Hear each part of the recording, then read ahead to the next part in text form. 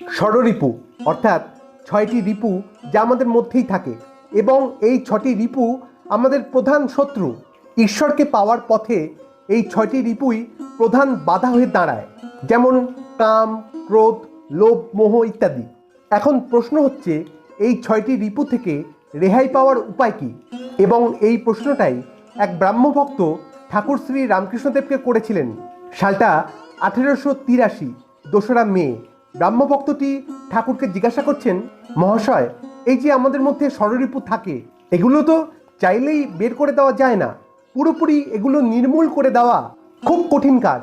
আমরা মনে মনে ভাবি হয়তো চলে গেছে, মন থেকে চলে গেছে, কিন্তু ঠিক কোথা না কোথা থেকে মনের মধ্যে এসে জোটে। কোথা থেকে যে চলে আসে তা বুঝতেও পারি না আমরা। তাহলে যখন এই ষড়রিপু মন থেকে যাবেই না, হ্যাঁ গেলে খুব ভালো, কিন্তু সব মানুষের পক্ষে এটিকে নির্মূল করা সম্ভব নয়। তাহলে তাদের ক্ষেত্রে উপায় কি? তো ঠাকুর খুব সুন্দর একটি উপায় বলে দিচ্ছেন, যে যাদের মন থেকে ষড়রিপু একেবারে যাবে না, থাকবেই, তখন করতে হবে কি, যখন থাকবেই আমাদের মধ্যে তখন তার মোড়টা ঘুরিয়ে দিতে হবে। হ্যাঁ, যখন যাওয়ার নয় তো থাক, কিন্তু মোড়টা ঘুরিয়ে দেব। যেমন কামনা কামনা যদি করতেই হয়, রাখতেই হয়, তাহলে আত্মার জন্য রাখবো। আকাঙ্ক্ষা যদি করতেই হয়, তাহলে আত্মার জন্য করব। তারপর ক্রোধ চলে গেলে তো খুব ভালো, কিন্তু যদি থেকেই যায়, যাবেই না, তাহলে অকারণে ক্রোধ কেন করব? যে ক্রোধ আমার ক্ষতি করবে কেন করব? বরঞ্চ যে মানুষ বা যে বস্তু আমাকে ঈশ্বরকে পাওয়ার পথে বাধা হয়ে দাঁড়াবে, ক্রোধ তাদের উপর করব। যাই আমাকে ঈশ্বরকে পেতে দেবে না, তার উপরই ক্রোধ করব এবং ক্রোধ করে সেই বাধা সরিয়ে দেব। তারপর লোভ যদি করতেই হয়, তাহলে এই পার্থিব অস্থায়ী জিনিসপত্রের উপর করব কেন? এগুলো তো আরো ক্ষতি করবে আমার।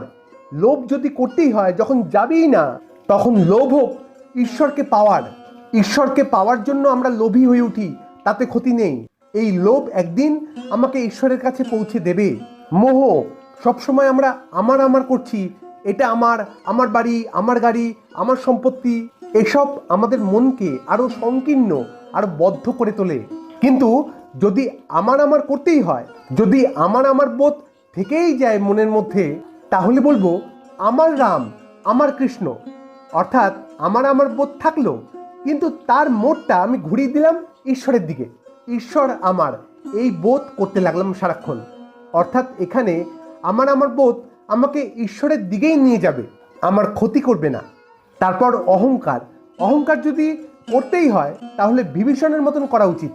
বিভীষণ বলেছিল, আমি শ্রীরামকে প্রণাম করেছি, তাই আর কোনো অশুভ শক্তির সামনে আমার মাথা নত করব না।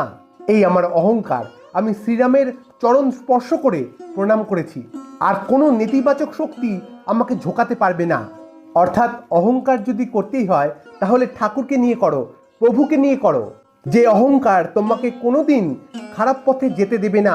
আমার অহংকার, আমি ঈশ্বরের পথে চলেছি, কোনো খারাপ পথে, কোনো নেতিবাচক পথে আমি আর চলবো না, কোনো অন্যায় জ্ঞান তো করবো না। এই আমার অহংকার। অর্থাৎ এই ষড়রিপুগুলো যখন থাকছেই, তখন সেগুলোকে আমরা ঈশ্বরকে পাওয়ার জন্যই ব্যবহার করছি। যে ষড়রিপু আমাদের ক্ষতি করে, আমাদেরকে ঈশ্বরের থেকে আরো দূরে করে দেয়, সেই ষড়রিপুকে কাজে লাগিয়ে আমি আরো ঈশ্বরের কাছে পৌঁছে যাচ্ছি। হ্যাঁ, একেবারে রিপু জয় করতে পারা খুব ভালো কথা, কিন্তু খুব কঠিন, সবার দ্বারা সম্ভব নয়।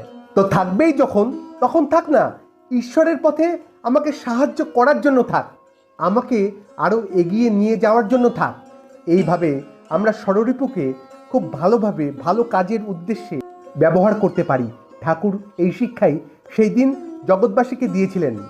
আজ এই পর্যন্তই, আবার দেখা হবে অন্য কোনো আলোচনায়। ভালো থাকবেন, সুস্থ থাকবেন। ধন্যবাদ। জয় ঠাকুর।